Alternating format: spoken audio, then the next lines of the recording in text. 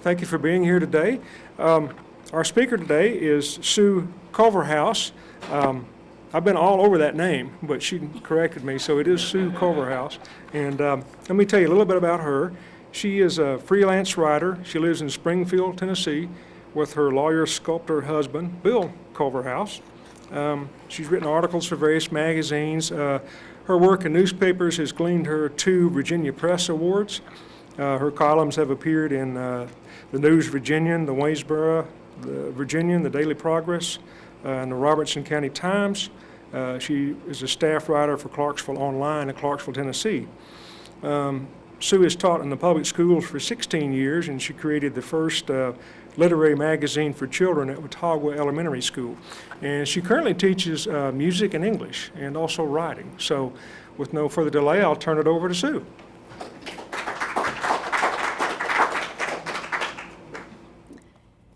Thank you so much for coming to hear me today. The greatest fear of any writer is that you're going to arrive and you will be the only one there. My daughter teaches at Rutgers University, and she told me when I was moaning and groaning about some of the book signings I've had with very few people there, she said that there was a very famous writer who had just won a big prize, and his publicist set him up for a book signing out in Wyoming. And when he arrived, there was one lady and her dog there, and she wanted the book signed for the dog. So I didn't feel quite so badly after that. Now, a lot of times people are eager to find out why you wrote a book. I love to write. And I have been going to the Clarksville Writers Conference for several years. And a couple of years ago, a young man named Kevin McQueen, who teaches in Kentucky, was there. And he mentioned in his rather humorous talk that if you ever wanted to write a nonfiction book, you should get in touch with the History Press in Charleston, South Carolina, because they were wonderful people with whom to work. So I emailed them. And the result is Tennessee Literary Luminaries, from Cormac McCarthy to Robert Penn Warren. Now, I want to say right off the top of the bat, I did not choose this title. Rita Grimsley Johnson wrote in her column about my book for her Christmas column, and she mentioned that it was rather an ungainly type of title. But the publisher wanted people to get some glimmer, possibly, of what's inside. Since no one knew who I was, hopefully they would want to read about these people. Now, there are 11 people in my book. And one of the other reasons I wrote the book is that most people outside of Tennessee have the idea that most of us walk around in overalls with no shirt, chewing tobacco, running barefooted, and eating roadkill. Now, I would like to squash that idea as much as possible, and I would very much like it if you have any influence on people who teach in high school, if you would mention this book to them, because they really should be teaching this to their juniors and seniors, so that when they get out of high school, or even if you know people who teach freshman and sophomore classes in college, those young people need to know who these writers are. They need to know how proud we all are, or should be, when we learn about the accomplishments these people have had. Because they're ordinary people who took extraordinary events and made something really wonderful from them. A book is such a treasure. When I was a child, I was in the library at Moore School in Clarksville, and I loved reading. And one day it occurred to me that the real road to immortality was to be an author, to write a book and leave something behind you that other people could see, that you weren't just passing by and leaving no footsteps. So this is my 3rd book. I was telling some people before we started, I wrote a book for the University of Virginia on Blue Ridge Hospital and Sanatorium. It was a hospital that the University of Virginia took over after many years, and it had been a tuberculosis hospital. At the time I wrote the book, it was called To Cure Sometimes, to Comfort Always, which I love that title. It was a quote from Edward Trudeau, the man who discovered a great deal about tuberculosis. Now, the book was never published because somehow it wasn't quite legal for me to be hired to do that writing. I'm not quite sure how that worked. But anyway, the powers that be decided that it would be much better kept in the archives of the university hospital, where the nursing and doctoral students could learn about tuberculosis and how it was treated. But the book has some fascinating information in it. I don't know what you know about the way they treated tuberculosis, but they had some very weird ideas about how to treat it. First of all, they would keep people out on sleeping porches. They thought fresh air would help your lungs get better, and so many times they would wake up with snow on the top of their beds because they were outside and it would be snowing, because they were right at the foot of Monticello Mountain, where the great Thomas Jefferson lived, of course. And some other things they did were to crush people's lungs. That was not a good thing. At any rate, moving on to my second book, I wrote a book called 7 Keys to a Successful Life. And it was based on my wishing to write all the things I would love to have known when I was 20 years old, after I was already 45. So it's a self-help book, and it's a great book for young people. It's still available online. And this book, too, you may buy it from me today for $20, or you can buy it from Barnes & Noble online, or Amazon.com, or most of the bookstores around Nashville. But if you get it from me, I'll autograph it. So, moving along.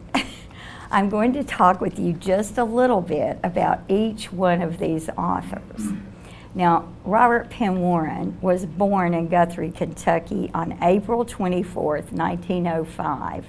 Now, I spoke to the Robert Penn Warren Circle last Saturday on the 26th of April, and I figured up that had he lived, he would have been 109 years old. Now, he did live to be in his 80s, but he died on January 17th of 1955. And by then, he had become the only person to ever win 3 Pulitzer Prizes, ever. His first Pulitzer was in 1947 for All the King's Men, which you probably know was supposedly based on the life of Huey Long, the governor of Louisiana. Although I did hear someone who knew him at Yale, and he said that Robert Penn Warren claimed at one time that it was really based on the life of Julius Caesar. So I think he was joking. Robert Penn Warren's mother was Anna Ruth Penn, and she was a school teacher. And I would like, since I'm a teacher, I have this feeling that somehow society looks at teachers as the people who probably should have been doing something else, if they had any sense, because we really aren't paid very much. However, we are the people who change the future. We are the ones who are dealing with the children of tomorrow, and if you want to think about it, they're the ones who are going to be treating us in the old age homes come tomorrow. So I'm very concerned about what they know. His father was Robert Franklin Warren. He was a businessman and a banker, and he had some interesting things in his life. He was probably not educated formally past the 6th grade, but he did live in Clarksville, Tennessee for a while, and he was very much interested in becoming educated. And he hired a tutor so that he could learn Greek, of all things. Now, Robert Penn Warren said in a speech at Austin Peay on the 200th anniversary there, that he believed that everyone in Clarksville spoke Greek until he was older, because that's what his dad had learned there, so he assumed that everybody over there was a Greek person. Now, when he finished school in Guthrie, Kentucky, it's a little town, and there were 5 railroads that came into Guthrie.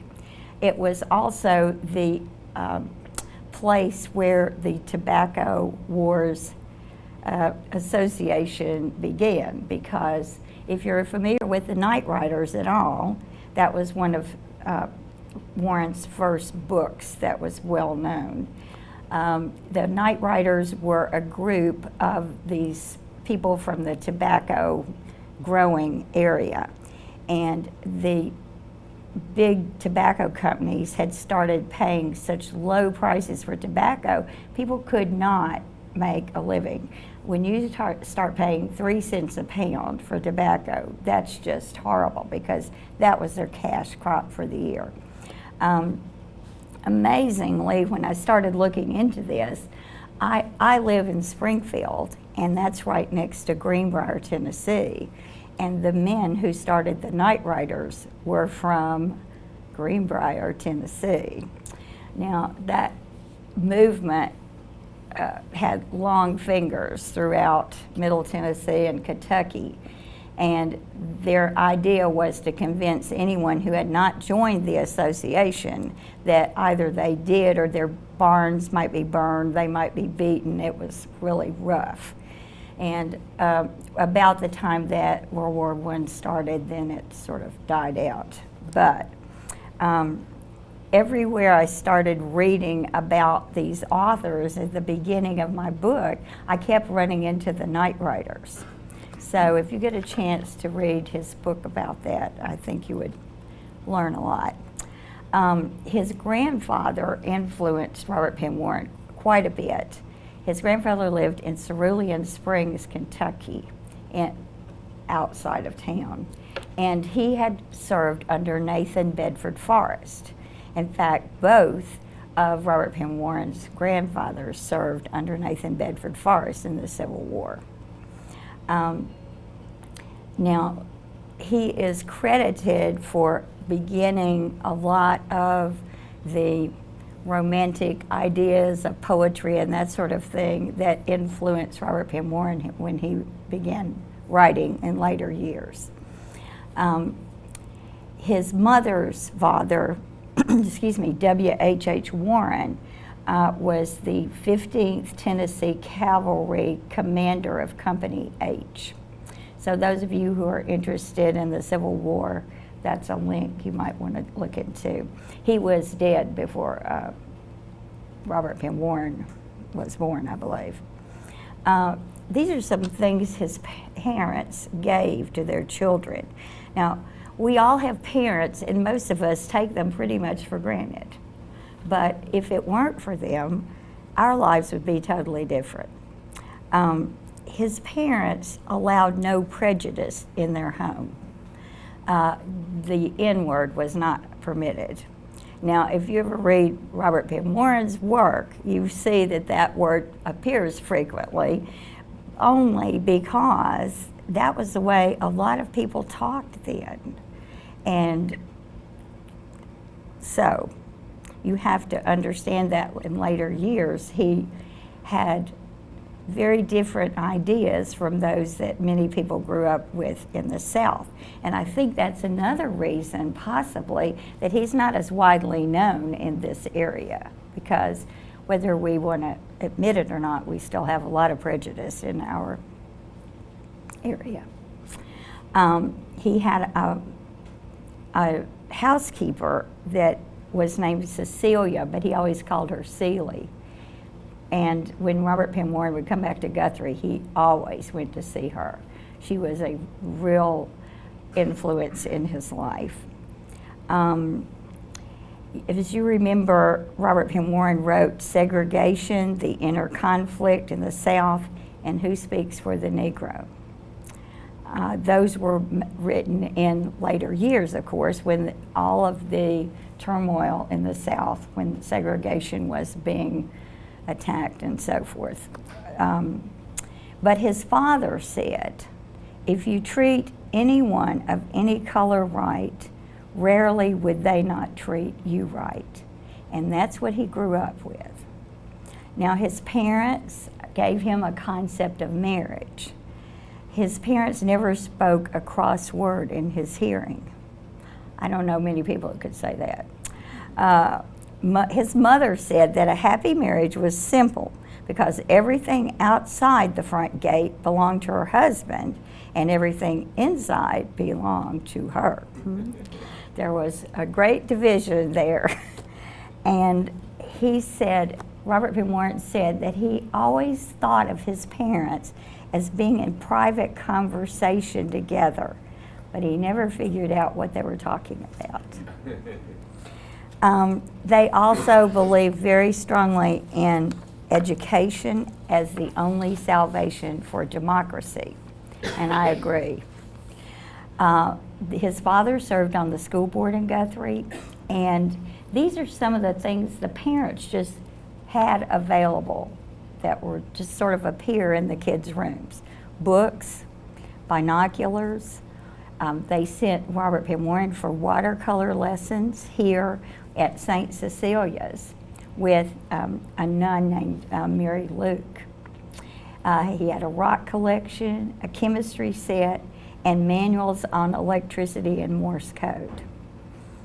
I'm not going to go too deeply into his young life except for one thing, and that is the fact that he went to Clarksville High School and finished his senior year there. Now, he wrote 3 different articles for their literary magazine. One was called Munk, M-U-N-K, and he wrote one called The Dream of a Driller, and then he wrote The Senior Creed, which is very humorous. Now, all of those things are in the Woodward Library at Austin Peay, and you can get copies of them. There's also an annual from I believe it's the Southern Literary Review, that has many articles that were produced at a special symposium on Robert Penn Warren at Austin Peay. I found a copy of it on eBay, and it has those 3 articles copied in that book. So if you come across that, it's very interesting.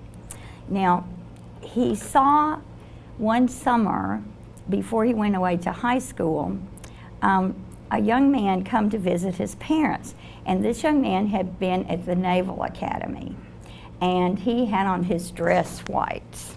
Well, if you're a young boy and you see that wonderful uniform with those gold epaulets on the shoulders and the gold buttons, that's very impressive. So he decided that he wanted to become an engineer and go to the U.S. Naval Academy. So his father arranged with a congressman to get him appointed there. So after the summer, in the summer, when he was contemplating his leaving and going to the U.S. Naval Academy in Annapolis, his brother and he were outside one evening. Robert Penn Warren was lying on the grass looking at the stars, not thinking of anything about his brother. His younger brother Thomas, for some unknown reason, either had a piece of coal or a rock in his hand and tossed it in the air, as boys will do. We talk to kids all the time about flying missiles, how dangerous it is. Well, this one really was, because it landed in Robert Penn Warren's left eye and blinded him. Now, most people don't have any firsthand information about what it's like to be blind in one eye. I have very close information about that because my husband fell about 7 years ago and he is now blind in his right eye. Bill, my husband, actually had 7 surgeries and was able to see for quite a while, but then eventually lost it. Now, because he was older when it happened, it affected him very, very deeply. He is a sculptor, so you can imagine he no longer had any vision, depth perception at all, so he could no longer carve. Robert Penn Warren was about 16 when this happened, so he was able to recover a great deal because he was younger and adapted. Now here are some of the things that has to happen if you lose sight in your eye. Your brain has to rewire. Instead of getting 2 bits of information that have to be meshed, everything is from one side. You have no stereoscopic binocular vision. You lose depth perception, and your peripheral vision, for instance, if you held one of your hands over an eye and held it there for maybe 10 minutes, you would get a tiny idea of what this is like.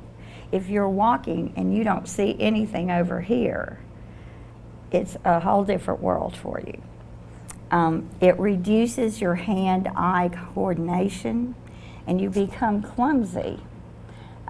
You might bump into objects easily. Going up and down steps is very dangerous because you have no idea about how far down to put your foot.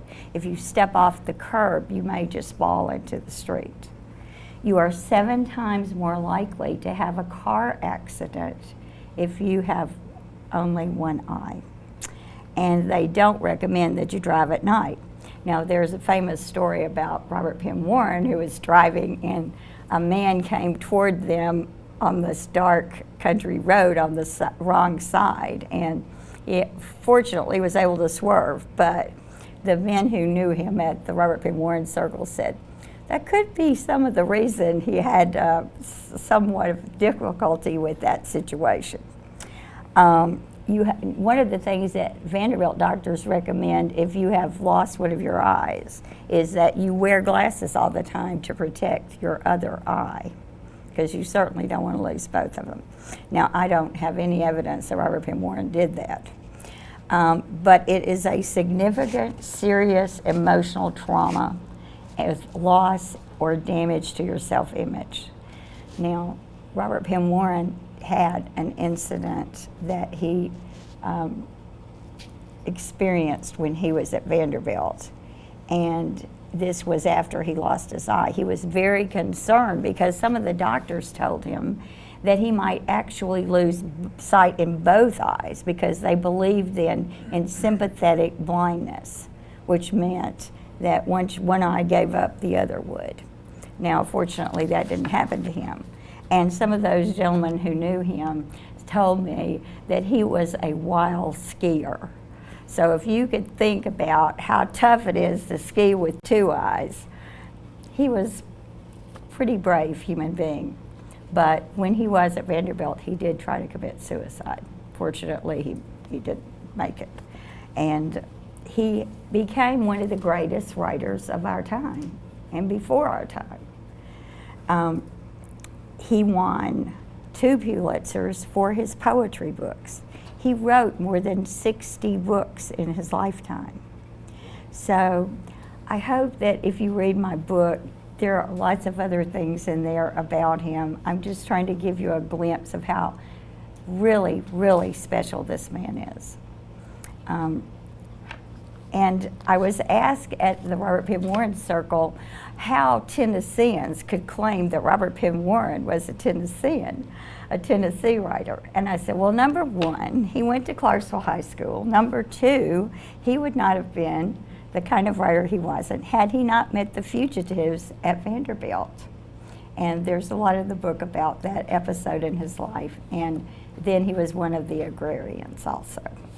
So I am going to read a tiny bit of a poem that he wrote, if I can find it, in all my notes. I'm one of these people who makes many, many notes before I speak, and then sometimes they get scrambled. Here it is. When he was 15, he went to a camp, a military-style camp for boys at Fort Knox, Kentucky. This is before he lost his eye. And this is called Prophecy. This is a poem he wrote. You see no beauty in the parched parade, the quivering, heat-glazed highways mile on mile, the fields where beauty holds a debt unpaid, the gray, drab barracks in monotonous, grim file. You take no joy when dust wraiths dimly curl above the winding column, crawling on far hills. You see but short beyond the present whirl of circumstances, your little wrongs and petty ills.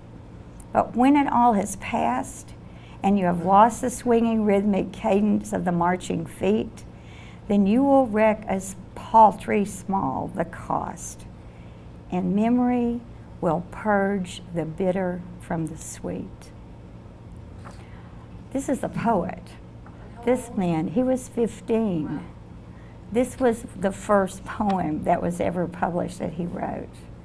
So you can imagine, if he had gone to the U.S. Naval Academy and become an engineer, what would we have lost? Life sends terrible things to you sometimes, but he took this, what we would call now a disability, and turned it into the greatest good, as far as I can see, that he could have done. So I think he is very much an inspiration to our young people, and I really believe they need to know about him. Now, we're going to move on to some of the other people in my book. The next person is Peter Taylor. On the book cover, he's the black and white photograph up here at the top. Now, he and his wife, Eleanor Ross Taylor, are in my book.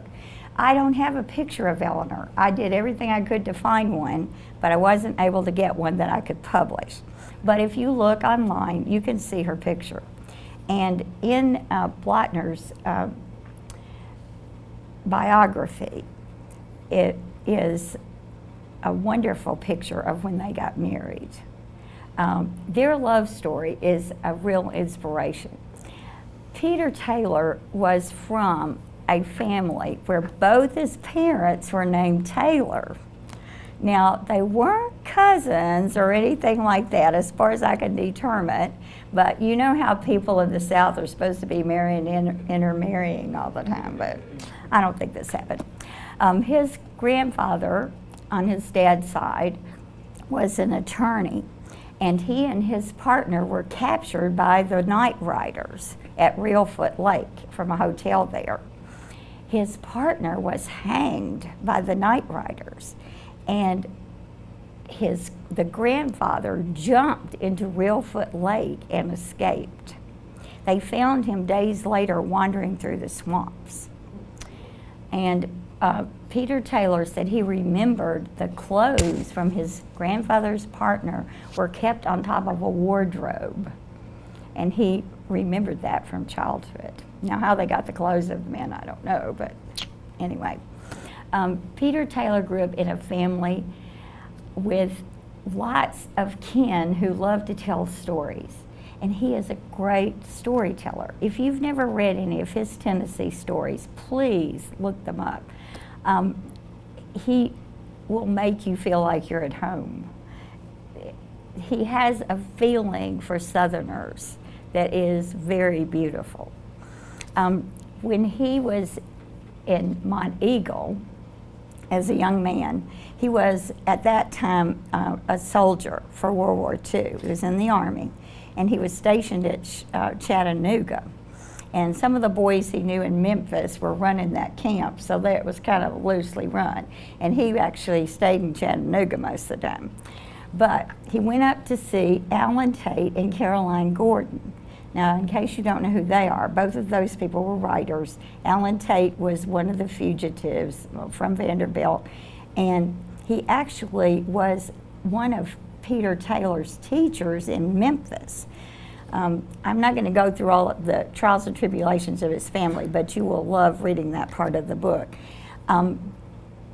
when Peter Taylor took a class from Alan Tate, after 2 weeks, he asked him to leave the class. He said, I can't teach you anything else. You already know what I can teach you. He was just gifted that way. Now, Peter Taylor thought that he could not write a novel. He wrote hundreds of stories, and he wrote finally A Summons to Memphis, which won the Pulitzer. So we don't always know what we can do. But when he went to see Alan Tate and Caroline Gordon, who eventually lived at Ben Folly in Clarksville, they were both writers, they were having a party that weekend. And a woman came through the door, and Peter Taylor said, I knew that moment I was going to marry her. And he did. Her name was Eleanor Ross. She was a student at Vanderbilt. She was a writer. She was a poet. And she put her career aside to take care of their 2 children and Peter. They were her life. And she wrote some, but that was not the focus of her life. Her children were. Peter Taylor was very loquacious, social. He had grown up with lots of people around him. Eleanor liked to be home. She liked to read. She liked to garden. And she wasn't party girl. So they had a 51-year marriage. And Peter said, Eleanor has made it all possible. And to me, that was a very beautiful statement. They are 2 people that are not as well known as some other people in the book. A lot of people do know Peter Taylor, but it's not a household word. I strongly urge you to read some of his stories because I think you'll love them. Cormac McCarthy is the next person in the book. Now, he is a very unusual person.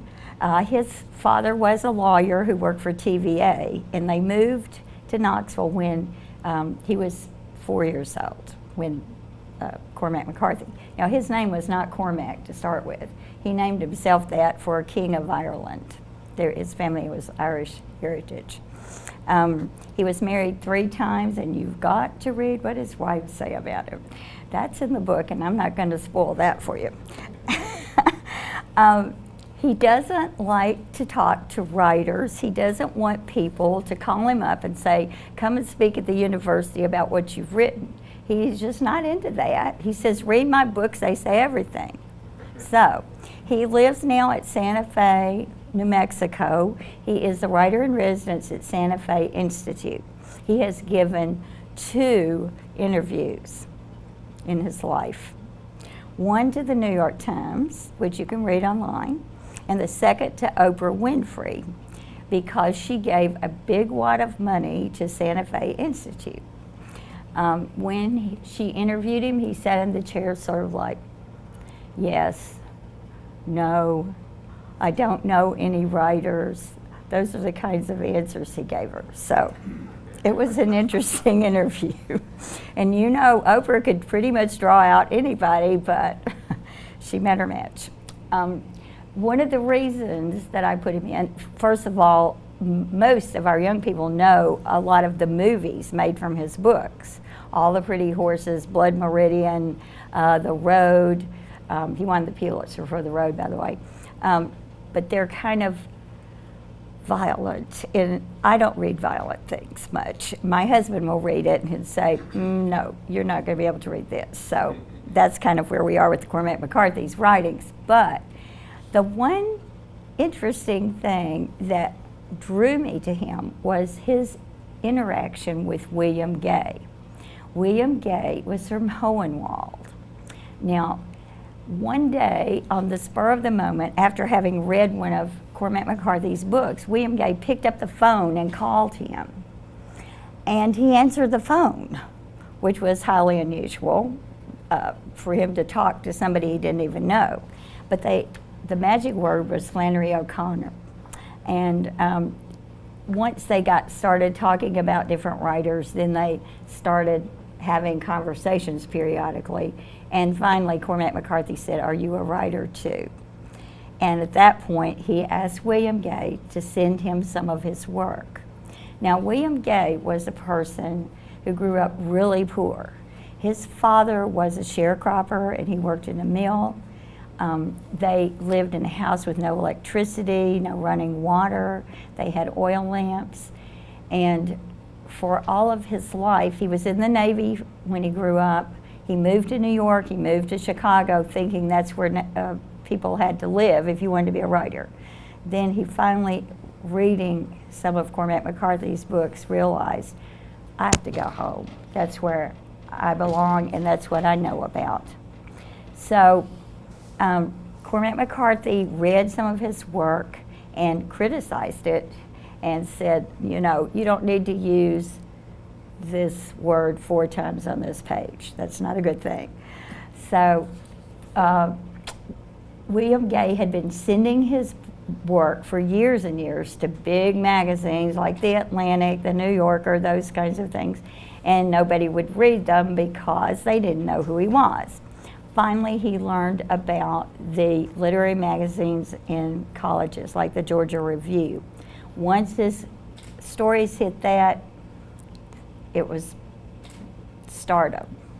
And in fact, in 2006, Stephen King named William Gay's, I believe it was the Twilight book, I could be wrong, as the best book of 2006. And William Gay read everything. And he was reading that list. And when he got to the top and saw his name, he nearly passed out because he said, I didn't even know Stephen King knew who I was. He was just always in awe of the fact that somebody had read him. He came to the Clarksville Writers Conference several times while I was there. The first time I saw him was by accident totally. I was scared to death of him. The way they wrote up what he wrote in the description, I thought, this man must be kind of strange. But when I heard him read, he was gentle, was kind, he had a wonderful sense of humor. And his daughters said they could not believe that he wrote the books he did because they were pretty rough. He had 4 children, and he said he was Pa Ingalls to them, and that was the center of his life. He's a fascinating person. He cut his own hair. He swam in the creek to take a bath in the summer. He was highly unusual. Read about him. Alex Haley, the reason he's considered a Tennessean, his grandparents lived in Henning, and he's buried in the front yard of their house. The state of Tennessee now owns their home, and they've built a big interpretive center for his work there. Henning is one of the few small towns I've ever been in where I did not see one store or one restaurant. I mean, I saw a lot of buildings and they all said for sale, for rent, and those kinds of things, but lots of houses. And it was worth the trip down there to learn about Alex Haley. Now, he joined the Coast Guard, and the way he became a writer was writing letters to people back home. Then the guys on the ship found out that he did that, so they started paying him to write their girlfriends. And eventually, when he went into the Coast Guard, African Americans could only go in at the lowest of ranks. But he worked his way up and eventually became editor of the Coast Guard magazine. Then after he came out, he started writing for places like Playboy. He wrote Malcolm X's, or sort of ghost wrote the autobiography of Malcolm X. And eventually he wrote Roots, Queen, and rest is history. His wives had something interesting to say too. There were 3 of them. Bud Willis, Vietnam veteran. He was from Tullahoma, one of 9 children. His father left when Bud was a little boy. He was an alcoholic. The older brother went out one afternoon and said, Dad, either sober up and quit beating on various members of the family or leave. So he just left. So that mother reared those 9 children by herself. And he wrote a book, Bud wrote a book called Blue Stocking about their growing up, and it's well worth reading. But his other book, Marble Mountain, is a book every young person who might ever have to serve in the military should read. A lot of the money from that book goes to the Wounded Warrior Project. And Bud was a Huey helicopter pilot in Vietnam. He doesn't present himself as a hero in this book. He just tells it like it is, like what happened on a daily basis and what kind of feelings you have as a Marine, because that's what he was. He is going to be speaking at the luncheon on Friday at the Clarksville Writers Conference, and that will be June 6th, I believe. So if you get a chance to go up to Clarksville and hear him, it's worth it. Alice Randall is right here in Nashville. She is the writer-in-residence at Vanderbilt. She's a Renaissance woman. She is the first African-American woman to write a #1 country hit. She studied cooking with Julia Child when she was at Harvard. Her first book, The Wind Done Gone, caused a big flap in the publishing world. It was a sequel to Gone with the Wind. The Mitchell family went up in arms. There were lawsuits and lots of issues like who owns what names and things like that were resolved in the courts at that time. She's written several other books. Her latest is Ada's Rules. It's a novel, but the underlying message in it is about diabetes in African American women, one of 4 who now has diabetes. So it's a serious issue. Alice also has been speaker at the Writers' Conference in Clarksville several times. Amy Green wrote a book called Blood Root, and it is about people up in East Tennessee, Appalachia, about haints, about beliefs that people have, and about how they live. It was a wonderful book. And she's in this book for one reason, because her book was bought by the first publisher that ever read it. Now, when you want to think about something that's like one bolt of lightning hitting that light bulb right there, that probably is more likely than somebody reading your book in a publishing house first time out and buying it. So read about her. She's a lovely person, and she has a beautiful website. Her picture here was taken by her husband. Her husband is a great photographer. Then we have A. Scott Pearson. He is a cancer specialist at Vanderbilt, and he was from West Tennessee. He grew up on a farm. His dad lived on that farm all his life, and the reason he became a doctor is that his father had his scalp sort of peeled back by an accident with some machinery on the farm, and he held his dad's head together while his mother drove 20 miles to the hospital in their station wagon. That was a life-changing event in his life, and he is a marvelous doctor. He writes books that are medical mysteries, and they are really interesting. His first one was called Rupture, and he writes about Eli Branch, who is a doctor in the Memphis hospital. Scott said during one of his speeches that when it was time for his book almost to come out, he thought, well, I'm going to look on Google and see if I can find anything about my book, you know, pre-publicity. He found it under hemorrhoids. So that sort of levels you as an author right there. His next book has those same characters in it, and it refers back to the autopsies that were given to people who were criminals back in the Middle Ages.